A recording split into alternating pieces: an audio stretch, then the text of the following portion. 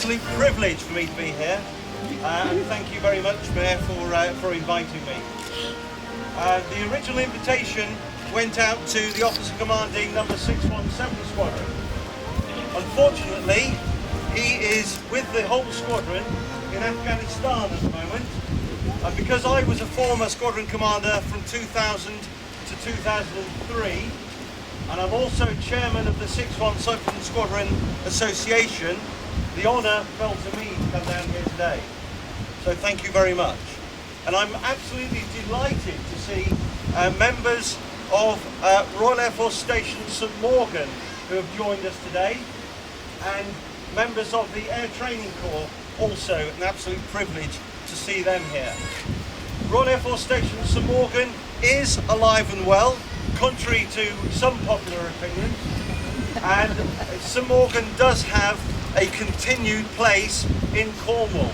Its position is secure with the Defence Survival School there, and many of you will not know that about 100,000 persons per year go in and out of those gates at RAF St Mawgan. That is a huge commitment to the community, and a lot of those are youngsters like these ladies and gentlemen to my right hand side.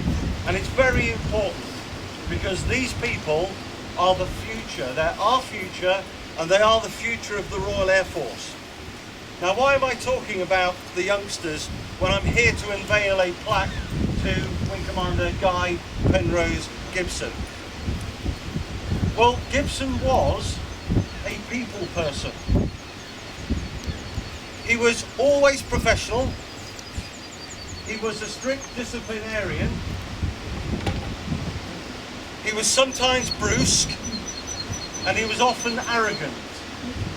But he loved his people and the people that worked for him, and he would never do or ask anybody to do something that he was not prepared to do himself.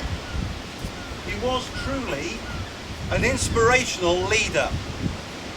617 Squadron was formed for one raid and one raid only, and that was to take out the dams of the Ruhr in Germany and to smash the German industrial might.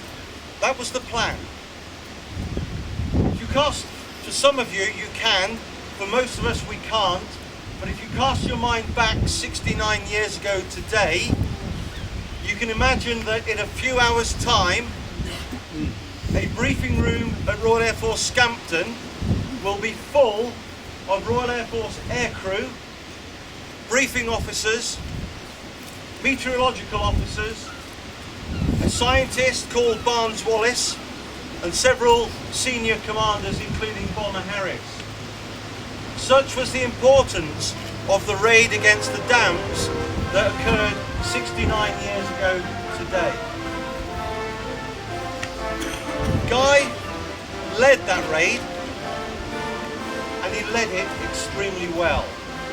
He won a VC on the raid, and one of the reasons why he won the VC was because after dropping his bouncing bomb, which skipped over the dam, he then went back for the second aircraft to come in to drop its bomb, and he flew alongside and slightly ahead and slightly above the aircraft to draw the flak that was being fired at them. So he did that once, he did it a second time for the second aircraft, he did it a third time for the third aircraft, and when the dam finally went, he didn't go home for tea and medals, he went on to the next dam, to the Sorper Dam. Now I can't imagine courage that took to do that, being shot at all of that for the whole time, and then saying, right, we've done that, on to the next target. I just can't imagine that. That is quite incredible. That's probably enough of me. One thing that does stick with me is a comment that Bomber Harris came out with shortly afterwards. And if I can remember it correctly, he was a warrior. and a warrior,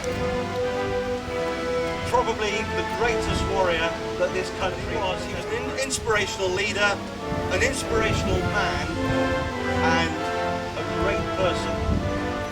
And that's why we're here today to unveil this plaque. Thank you.